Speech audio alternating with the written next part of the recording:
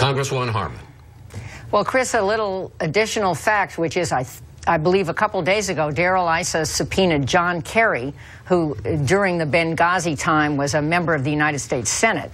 They subpoenaed him to appear and testify on May 21st when he's scheduled to be in Mexico doing some serious work.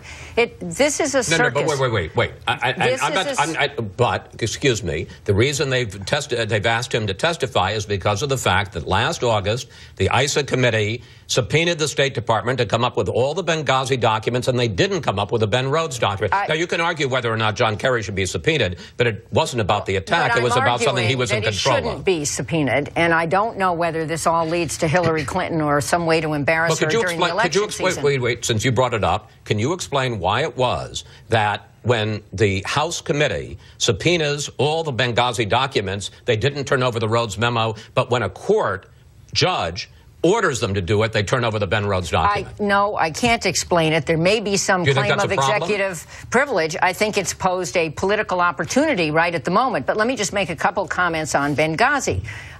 I know something about this, and the day after the Susan Rice appearances, or the day after the event, I was meeting with some senior intelligence committee folks, because I still advise in some capacities on boards to some of our agencies, and I think there was legitimate confusion. I agree about the point that the video was in Egypt, and nobody really knew what the facts were, but I'm reading from the Ben Rhodes memo, which I've never seen before, and it said, "We're not aware of any actionable intelligence indicating that an attack on the U.S. mission in Benghazi was planned or imminent." And I think that was accurate. So, just because we didn't have actionable intelligence about 9/11, that doesn't mean it didn't happen. No, it doesn't mean it didn't happen, and I have called that an intelligence failure. And by the way, this was an intelligence failure, but it wasn't a conspiracy, and there aren't aliens in Area 51, and Vince Foster wasn't murdered. And it's time to move on and focus on the real problems in Libya and other problems that affect the voters. You're right. There wasn't a conspiracy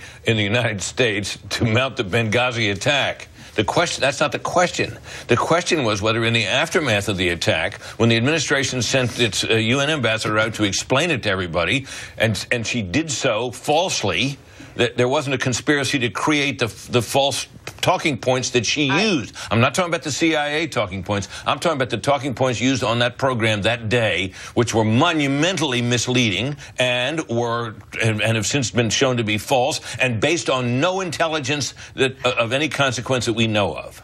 And my answer to that is no, there wasn't a conspiracy. They did not turn out to be accurate. How did it happen? I think that people made, at the time, their best guess at the facts. Well, wait a minute. But where did the idea that the video had anything to do with Benghazi come from? Where did it come from? Yeah. I think it came from people who weren't sure about it, but I would not say anybody? That it was falsely inserted in the any CIA information? Can you identify any source of that? About the video or the movie 5 times in this memo. Only 5 times. My view is, having been around at the time, that this was not deliberately misleading. It turned out to be wrong, but it was not deliberately misleading.